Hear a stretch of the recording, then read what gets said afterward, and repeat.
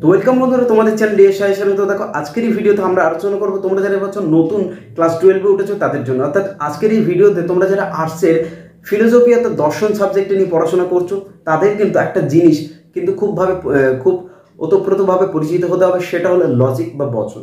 এই লজিক বা বচনটা কি তার একটা বেসিক ধারণা কিন্তু আজকের এই ভিডিওতে আমরা আলোচনা করব। এবং এই লজিকের যে ভীতি বা ভয় প্রত্যেকটা স্টুডেন্টদের মধ্যে থাকে, তার কিন্তু সেই ভীতিও কিন্তু আজকের এই ভিডিওর দ্বারা দূর করা শুরু করব। কারণ হলো, যাদের ভিত মজবুত নয় তাদের কিন্তু লজিক হবে না। অর্থাৎ যাদের বেসিক ক্লিয়ার নয় বা বেসিক কনসেপ্ট ক্লিয়ার নেই তাদের কিন্তু লজিক হবে না।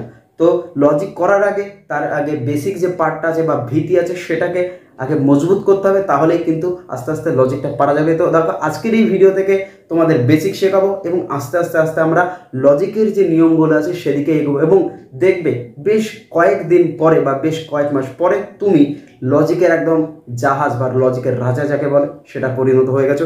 আর তো দেখো, আশা করব যদি প্রত্যেকটা ক্লাস এইভাবে ফলো করতে থাকো অবশ্যই তুমি একদম লজিকের রাজা হয়ে উঠবে। তো দেখো, আজকের এই ভিডিওতে আমরা বেসিক পার্ট শুরু করব। আর যারা কলেজের স্টুডেন্ট আছো তাদের অর্থাৎ ফার্স্ট সেমিস্টার পরীক্ষা দিচ্ছো তাদেরও কিন্তু কাজে লাগবে। এবং যারা নতুন শিক্ষানীতি যারা সেমিস্টারে 11-এ পড়বে তাদেরও কিন্তু এই ভিডিওটা অবশ্যই কাজে লাগবে, কারণ নতুন 11 থেকেই কিন্তু লজিক পার্টটা শুরু হয়ে যাচ্ছে। তো দেখো, আজকে ক্লাস শুরু করা যায়। তো দেখো বন্ধুরা, লজিক শিখতে গেলে প্রথমে যে জিনিসটার সঙ্গে আমাদের পরিচিতি হতে হবে সেটা হলো বাক্য আর বচন। অর্থাৎ বাক্যটা কি জিনিস, দেখো ছোটবেলা থেকে একটা সংজ্ঞা আমরা জেনে এসেছি যে বাক্য কাকে বলে। যখন কতগুলি শব্দ পাশাপাশি বসে সম্পূর্ণ মনের ভাব প্রকাশ করে তখন তাকে বলা হয় বাক্য। একটা উদাহরণ আমরা লিখি যে রাম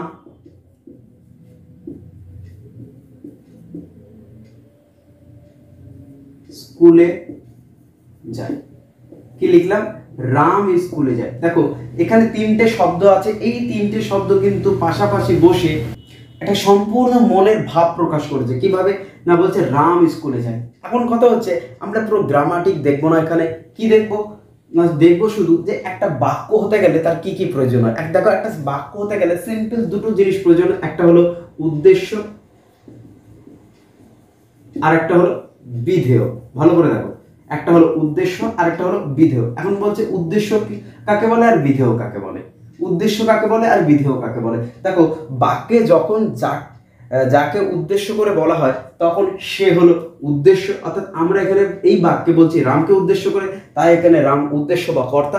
এবং এই রামকে উদ্দেশ্য করে যতটুকু বলছি বা যাহা বলছি পুরোটাই হলো কি না বিধেয়। তাহলে এইটা হলো, অর্থাৎ যাকে উদ্দেশ্য করে বলছি সে হলো উদ্দেশ্য, এবং যাকে উদ্দেশ্য করে যা কিছু বলছি সেটা হলো বিধেয়। এখন কথা হচ্ছে, বাক্য কত প্রকার? বাক্য হলো মোট 5 প্রকার। দেখা গেল এই অবধি বাক্যর সঙ্গে আমরা পরিচিত হলাম।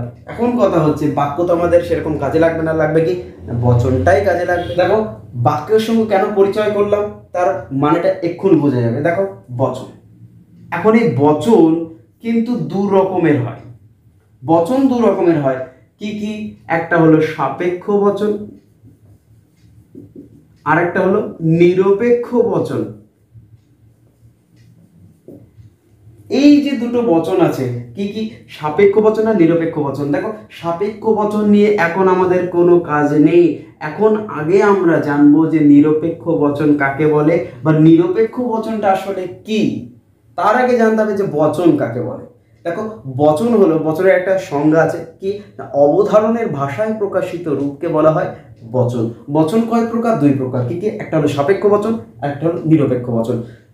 তোমাকে বলে দেবে যে নিরপেক্ষ বচন কাকে বলে, এই বচনের কটি অংশ কি কি তা উদাহরণ সহ দেখাও। এখন কথা হচ্ছে, যেহেতু আমরা কাজ করব নিরপেক্ষ বচন নিয়ে, তাই নিরপেক্ষ বচনের একটা উদাহরণ আমরা লিখব কি, সকল মানুষ হয় কি না মরণশীল। এটা একটা উদাহরণ দিয়ে আমরা আগে বেসিকটুকু জানবো। দেখো, একটা বচন হতে গেলে কিন্তু কমপক্ষে তার 4টি অংশ হতেই হবে। কি বললাম? একটা বচন হতে গেলে কমপক্ষে তার 4টি অংশ হতেই হবে। যদি না হয় তাহলে কিন্তু সেটাকে আমরা বচন বলতে পারি না। এটা কোন বচনের কথা বলছি? এটা নিরপেক্ষ বচনের কথা বলছি। সাপেক্ষ বচন এখন আমাদের লাগবে না, ওটা নিয়ে আমরা পরে আলোচনা করব। দেখো, নিরপেক্ষ বচন হতে গেলে তার 4টি অংশ লাগে। এই যে দেখতে পাচ্ছ 4টি অংশ আমি ভাগ করে ফেলেছি। এখন কথা হচ্ছে, কোন অংশটাকে কি বলে। দেখো, প্রথমে যে অংশটা থেকে সেটাকে বলা হয় পরিমাণক। ভালো করে দেখবে, এরপরে যে অংশটা থাকে সেটাকে বলা হয় উদ্দেশ্য, এরপরে যে অংশটা থাকে সেটাকে বলা হয় সংযোজক, আর একদম শেষে যে অংশটা থাকে সেটাকে বলা হবে বিধেয়। ভালো করে লক্ষ্য করো। তাহলে প্রথম অংশটাকে বলা হয় পরিমাণক, দ্বিতীয় অংশটাকে বলা হয় উদ্দেশ্য, এবং তৃতীয় অংশটাকে বলা হয় সংযোজক, এবং চতুর্থ যে অংশটা থাকে সেটাকে বলা হয় বিধেয়। এখন কথা বলে পরিমাণক কি, মনে প্রশ্ন আসতেই পারে। দেখো, প্রত্যেকটা ব্যক্তির কিন্তু একটা নির্দিষ্ট বুদ্ধি আছে, এবং সেই বুদ্ধি দিয়ে সে বোঝার চেষ্টা করে, এবং যখনই সে বোঝার চেষ্টা করে তখনই তার মাথায় কিন্তু প্রশ্ন আসে। এখন কথা হচ্ছে, তোমার মাথায় যদি প্রশ্ন না আসে তাহলে কিন্তু তুমি সেই জিনিসটা বুঝছো না, বা সেই জিনিসটার প্রতি তোমার মন নেই। যখন নিজে তুমি পড়বে তখন নিজেকে নিজে কোশ্চেন করবে, যত তুমি কোশ্চেন করতে পারো ততই তুমি পড়াশোনার প্রতি কি হতে পারবে না, আগ্রহী হতে পারবে। যদি মনে কোনো রকম প্রশ্ন না আসে যে এটা কেন হলো, কি করে হলো, বা এটার মানে কি, তাহলে কিন্তু তুমি পড়াশোনার মধ্যে নেই। দেখো, এই যে পরিমাণক, এই পরিমাণকটাকে বলা হয় অর্থাৎ কতটা পরিমাণে উপস্থিত আছে। কি বললাম, কতটা পরিমাণে উপস্থিত আছে। বলছে সকল মানুষ হয় মরণশীল। কজন মানুষ মরণশীল? সবাই মরণশীল, অর্থাৎ সবটা পরিমাণে, তাই না? এখানে বলছে সকল মানুষ হয় মরণশীল। এখন কথা হচ্ছে, এটাকে উদ্দেশ্যবাদ কেন বলা হলো, এটাকে কেন বলা হলো না? দেখো, উদ্দেশ্যবাদ এটাকে কেন বলা হলো, বলছে সকল মানুষ হয় মরণশীল। এখানে এই বাক্যে মানুষকে উদ্দেশ্য করেই বলা হচ্ছে যে কি না, মানুষগুলো সব কি মরণশীল, তাই এই মানুষটা হলো উদ্দেশ্য। কি বলেছি, বাক্যে বলেছি যাকে উদ্দেশ্য করে কিছু বলা হয় তাকে বলা হয় উদ্দেশ্যপদ। ঠিক এরকমই সকল মানুষের মরণশীল, এখানে মানুষকে উদ্দেশ্য করে বলছি যে তারা হলো মরণশীল, তাই মানুষ হলো এখানে উদ্দেশ্যপদ। এই যে অংশটা, এই ছোট্ট অংশটা অর্থাৎ হয়, এই অংশটাকে বলা হয় সংযোজক। দেখো, সংযোজক আর এক প্রকারে হয়, সেটা হলো নয়। অর্থাৎ সংযোজক দু রকমের হয়, একটা হলো হয় আর একটা হলো নয়। এখন কথা হচ্ছে, বাক্যে এই অংশটা থাকতেই হবে, যদি না থাকে তাহলে কিন্তু সেটাকে আমরা এখন বচনে এই অংশটা থাকতে হবে, যদি না থাকে সেটা হলো বচন নয়। দেখো, সংযোজক কি না, সংযোজকের দুটো কাজ আছে, ভালো করে মন দিয়ে শুনবে। সংযোজকের দুটো কাজ, একটা হলো সে এই যে উদ্দেশ্যপদ এবং বিধেয়পদ এই দুটোকে যুক্ত করে রাখে। সংযোজক অর্থাৎ সংযুক্ত করছে, অর্থাৎ উদ্দেশ্যপদ এবং বিধেয়পদকে সংযুক্ত করছে। আরেকটা কাজ কি, আরেকটা কাজ হচ্ছে বাক্যের যে গুণ আছে, একটা গুণ বলা হয়, এই গুণটা সে নির্দেশ করে কে, সংযোজক। তারা কিন্তু ভালো করে শুনবে। সংযোজকের আরেকটা কাজ কি না, সংযোজকের আরেকটা কাজ হলো বাক্যের গুণটাকে সে প্রকাশ করে। এই গুণ কি, পরিমাণ কি, এইটা নিয়ে পরের ভিডিওতে আমরা আলোচনা করব। এখন আমরা জানবো যে নিরপেক্ষ বচনের কটি অংশ কি কি, এবং সেই ব্যাপারটা নিয়ে। তো দেখো, বিধেয় বলছে সকল মানুষ হয় মরণশীল। কোন অংশটা বিধেয়? এই যে হয়ের পরে যতটা অংশই থাকবে এখানে পুরোটাই হবে বিধেয়, অর্থাৎ উদ্দেশ্যপদকে উদ্দেশ্য করেই বলা হচ্ছে তারা কি সব মরণশীল, তাই এটা হলো বিধেয় পদ।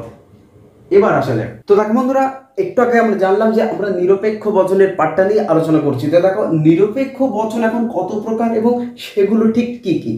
এই নিরপেক্ষ বচন মোট 4 প্রকার। কি বললাম, 4 প্রকার বা 4টি, 4 প্রকার বা 4টি। কি কি সেগুলো? দেখো, ইংরেজিতে আমরা ভাওয়েল বলে একটা জিনিস, এই ভাওয়েল মোট কটা থাকে জানো? দেখো, এখানে দেখিয়ে দিচ্ছি। ভাওয়েল মোট 5টা থাকে, এ, ই, আই, ও এবং ইউ। এখন কথা হচ্ছে, এই 5টা ভাওয়েল থেকে যদি আমি ইউটাকে বাদ দিয়ে দিই তাহলে আর কটা ভাওয়েল থাকলো? 4টে ভাওয়েল থাকলো। আমরা এখানে দেখতে পাচ্ছি ভাওয়েল মোট 5টা, এ, ই, আই, ও এবং ইউ। এই 5টা ভাওয়েল থেকে যদি আমরা ইউটাকে তুলে দিই তাহলে আর মোট কটা ভাওয়েল থাকলো? 4টে। কি কি? এ, ই, আই এবং ও। এই হলো এই এ, ই, আই, ও, এই হলো 4 প্রকার বচন, বা এই হলো 4টি আমাদের নিরপেক্ষ বচন, নট সাপেক্ষ বচন। আমরা এখন আলোচনা করছি নিরপেক্ষ বচন নিয়ে। তাহলে এ, ই, আই, ও, এই 4টি হলো আমাদের নিরপেক্ষ বচন, এবং এদের প্রত্যেকটার এক একটা নির্দিষ্ট নাম আছে। যেমন একজন ব্যক্তির নির্দিষ্ট নাম আর একটা টাইটেল আছে, ঠিক সেরকমই এদেরও একটা নির্দিষ্ট নাম এবং টাইটেল আছে। সেটা কি আমরা একবার জেনে নেব। যে এ বচনের নাম, এখানে তো আমরা দেখতে পাবো এ বচনের নাম, এটা হলো নাম, এটা হলো পদবী, তাই তো? এখন কথা হচ্ছে, নাম আর পদবী এটা তো কোনোদিন শুনিনি বা কেউ আমাকে বলে দেয়নি। দেখো, এগুলো এমনি বোঝানোর জন্য বলছি, তোমাদেরকে কিন্তু কেউ বলে দেবে না যে এই অংশটা নাম এবং এই অংশটা পদবী। এগুলো আমি জাস্ট বোঝানোর জন্য বলছি তোমাদেরকে, এটা নাম এটা পদবী। এইটা কিন্তু কোনো কাজে লাগবে না, শুধুমাত্র বোঝানোর জন্য বলছি। দেখো, এ বচনের নাম হলো সামান্য, টাইটেল হলো সদর্থক। ই বচনের নাম, ঠিক ই বচনের একটা নাম আছে এবং একটা টাইটেল আছে। কি কি? ই বচনের নামও দেখো সামান্য, আর টাইটেল হলো নঅর্থক। দেখো একটা ব্যক্তির যেমন একই নাম দুজনের হতে পারে বা তিনজনের হতে পারে, ঠিক একই রকমভাবে একটা টাইটেলও কিন্তু একজনের হতে পারে, দুজনের হতে পারে, তিনজনের হতে পারে। ঠিক এখানেও কিন্তু দেখতে পাচ্ছ এ এবং ই বচনের নাম দুটো কিন্তু একই, কিন্তু টাইটেল দুটো আবার ভিন্ন, অর্থাৎ একটা হলো সদার্থক, একটা নঅর্থক। ঠিক একই রকমভাবে এ বচন বেরিয়ে গেল, ই বচন বেরিয়ে গেল, এবার আসবে আই বচন। আই বচনেরও একটা নির্দিষ্ট নাম থাকা উচিত, ঠিক আছে। কি সেই নামটা? বলছে বিশেষ। বিশেষ টাইটেলটা কি? সদর্থক। ভালো করে বুঝবে। এখানে আমি আবারও বলে দিচ্ছি, নাম এবং পদবি এটা শুধুমাত্র তোমাদের বোঝানোর জন্য বলছি। এই কিন্তু কোনো রকম কাজে লাগবে না, বা কেউ তোমাদেরকে বলে দেবে না এটা নাম বা এটা পদবি বলা হয়, এটা শুধুমাত্র বোঝানোর জন্যই বলছি। এবার আসছে ও বচন। ও বচনে চলে যাব। ঠিক ও বচনের একটা নাম আছে এবং একটা টাইটেল আছে, বিশেষ নঅর্থক। এইখানে দেখো এই প্রত্যেকটা বচনের মধ্যে একটা করে নির্দিষ্ট রিলেটেড ব্যাপার আছে। কি কি না, এ এবং ই বচনের এদের নামটা একই, তাই না? এদের কি বললাম? এদের নামটা একই, কিন্তু টাইটেলটা আবার ভিন্ন। ঠিক একই রকম ভাবে ও এবং আই বচনের নামটা একই, কিন্তু টাইটেলটা ভিন্ন। কিন্তু টাইটেলের দিক থেকে দেখতে গেলে এ এবং আই বচন এদের টাইটেলটা আবার একই, পদবিটা কি? পদবিটা আবার একই, কিন্তু এখানে দেখতে পাচ্ছ নাম ভিন্ন। ঠিক একই রকম ভাবে ই এবং ও বচনের এদেরও পদবিটা একই, কিন্তু নামটা আবার ভিন্ন।